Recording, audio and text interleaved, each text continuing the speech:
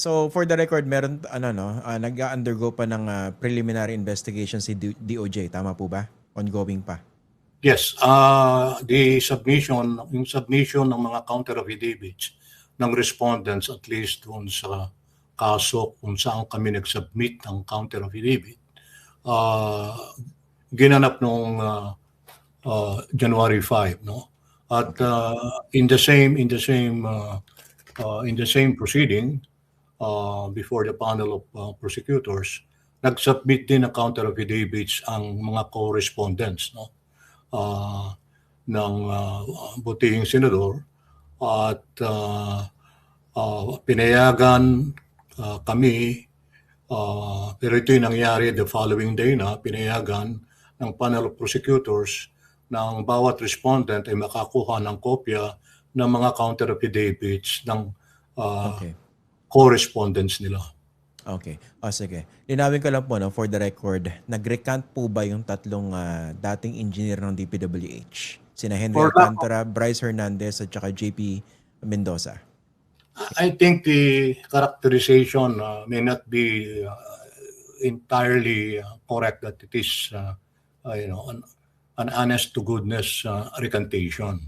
But if you have to look closely, especially insofar as the counter affidavit of Engineer Alcantara, you will see there statements that, to me, my assessment, virtually negates what he earlier stated first in the Senate Blue Ribbon Committee hearing, and the other is the affidavit that o sinumpang salaysay, a sworn statement rather, that he executed before concerning the delivery of certain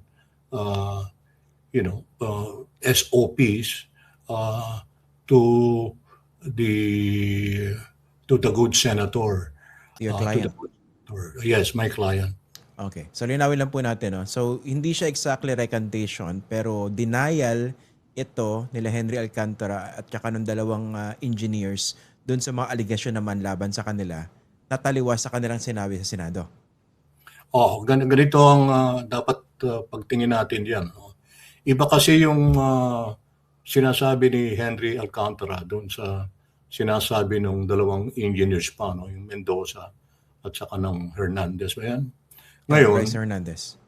Si Bryce at saka yung si JP are simply, in their counter affidavits, are simply saying, telling the panel of prosecutors that their earlier sworn statements should not at all be utilized in the preliminary investigation of the case. Okay. Yung kay Engineer Henry Alcantara is totally different because you can highlight actually from his counter affidavit certain statements there that will show that he is actually denying to have received anything at all from the flood control projects in question.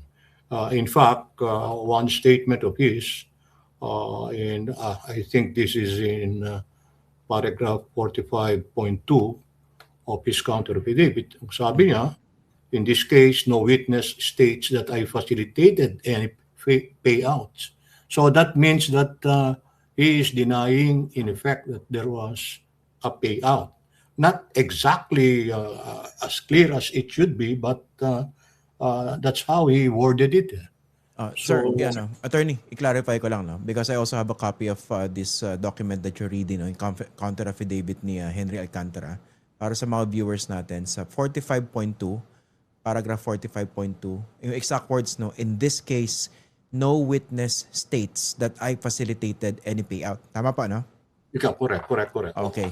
Kaso paano po ito ibabangga doon sa kanyang testimonya sa Senado kung saan tinuro niya na si Joel Villanueva na nagbigay daw siya ng pera? Yung konteksto kasi ng pagsasabi niya doon sa Senado, you remember that he underwent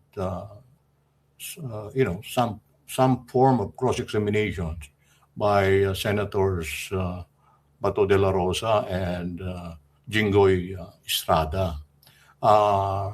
The main point that we stressed in the counter affidavit of Senator Villanueva is that Senator Villanueva, based on record, based on previous Senate deliberations on the budget of DPWH, has been vocal, against flood control projects. The other is this. In the video clip, actually, the pertinent video clip was shown in another TV program where Engineer Alcantara said that the good senator never asked for any project. He never even asked specifically, for a flood control project. But what he has been asking for is Multi-purpose buildings. budget for multipurpose hall. Ngayon, sinabi niya na siya lamang at kasama allegedly si Yusek Bernardo ang gumawa ng paraan para magawan na kahit papaano makapagbigay ng I think 600 million worth of project from the unprogrammed funds to Senator Jewel Villanueva, which the senator never asked from them. Okay. Clarify ko lang po yung mga binanggit ninyo. No? Anong tugon nyo rin sa argument na just because hindi siya hiningi ni Senator Joel, hindi ibig sabihin na hindi siya nakatanggap? Pwede mo ring masabi yun. Pero ang sinasabi ko ngayon, na nakalagay, nakasaad naman doon ng malinaw sa counter affidavit ni Senator Villanueva, meron siyang testigo na ipinroduce na kasi ang testimony ni Engineer Alcantara, yung pera, dineliver niya supposedly sa bahay sa Bukawi. Pero ang pagkakasabi niya, ibinigay niya sa isang aide ni Senator Villanueva at ang nagngangalan daw Peng. So hindi niya even kilala kung kung sino si Peng. Basta pinag-iwanan niya ng pera, 150 million. Iyon ang nasa sa sinumpaang salaysay niya o sworn statement.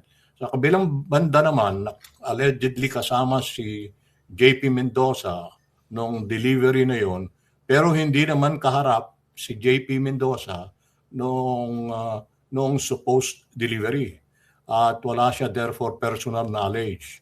So, ang sinabi sa kanya, according to him, ni Engineer Alcantara, binigay personal ni Engineer Alcantara yung 150 million kay Senator Joel. Malaking pagkakaiba. Isa, si Engineer Alcantara, sinabi niya, binigay niya doon kay Peng. Ito naman si Engineer Mendoza, sinabi niya, nasabi sa kanya ni Engineer Alcantara, ibinigay diretso ni Engineer Alcantara yung supposedly SOP diretso kay Senator Joel. So magkaiba sila yung tumanggap? Oo. Based on the allegation. Pero ang tanong ko po, malaking pagkakaiba Malaki. Opo. Hindi po ba mas maganda ko i-produce si Peng, yung alleged aid? Hindi. Nag-execute siya. Nag-execute siya ng affidavit in support of the counter affidavit of Senator Joel. Na hindi siya nakatanggap? Oo, hindi siya nakatanggap. Wala siya doon sa lugar na yon, sa nasabing date, sa nasabing oras na binabanggit ni Engineer Alcantara. At yung may hawak ng susi, na naging testigo rin namin, yung susi ng compound, yung susi ng actually mga container vans lang yun, parang ginawang watering hole, no? Parang halfway house na malapit sa Philippine Arena. Ang sinasabi, wala siyang Hindi niya binuksan, walang tumawag sa kanya, hindi niya nakita ah, doon sa mga pagkakataon, oras, araw na sinasabi ni Engineer Alcantara. Si Engineer Alcantara, siya may hawak ng susi. Opo. So Of hindi niya course, Oo. of course, itong allegation dapat ang magpapatunay dito, yung burden of proof nandun po sa nag-aakusa, hindi po ba? Pero, Well, syempre, that's in the ordinary course of things. That's it, mm, no? Kami naman, what we are all after, Christian, yung katotohanan lamang eh. Wala naman opo. kaming, wala naman kaming tinitwist na ano man dito. Okay. Kasi, Kaya opo. very vocal at emphatic dito si Senator Villanueva sa kanyang Mm, denial at meron siyang dalawang testigong magpapatunay na walang nangyaring delivery at hindi kailanman tumanggap ang nasabing amount. tao na pinangalanan na Peng ng pera para sa kanya o para kay Senator Villanueva. Opo. So, kunwari meron CCTV camera doon sa area na yon. Kumbaga confident siya na wala talagang dumating na tao doon para magbigay ng pera. Kung Wala sakasakali. kasing CCTV kasi bukid yun eh, no? Bukid, Bukid okay, yun ang sige. pag-aari ng Jesus is Lord movement Okay. na tinayuan lamang ng parang hindi naman talaga rest house eh. Parang, you know, parang sinasabi ko parang halfway house lang eh. Ah, Okay. Tapos ng yung mga isa po rito, yung basically, ano no, so walang CCTV. Pero syempre may paraan din yung gobyerno para makita kung merong na-deposit sa account related to Senator Joel na pag pinagsama-sama, kunwari lang, baka may nag-deposit ng 150 whatsoever. So confident din kayo na wala talagang pumasok na pera kay Senator Joel wala, na ganong wala, halaga. wala. In fact, ang pagkakaalam ko yung sa case build up na ginagawa nila, naghanap pa sila ng properties that in the name of the senator. Wala naman silang nakita eh. Wala naman silang nakita. At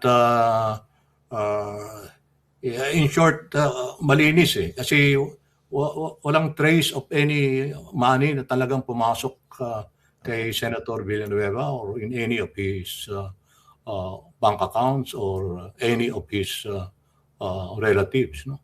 Opo. I'll just play devil's advocate po. No? Kasi pinag-uusapan natin serious ng allegation kay Senator Joel. And of course, rightly so, dinideny niya ito. Ah, pero kung ako rin tatanggap ng ganung pera, syempre, kung sakasakaling tumanggap ako, itatago ko naman yun, di ba? Hindi ako bibili ng property under my name. I would find a way para linisin yun. Hindi po ba? Well, Maghanap ako yeah. ng mga dummies, ng mga front. That's theoretically a possibility, Christian. No? Wala naman duda doon. Pero ang titingnan mo nga rito, yung circumstances of what actually happened. Kasi mahirap mag-speculate eh. Mahirap mag-speculate.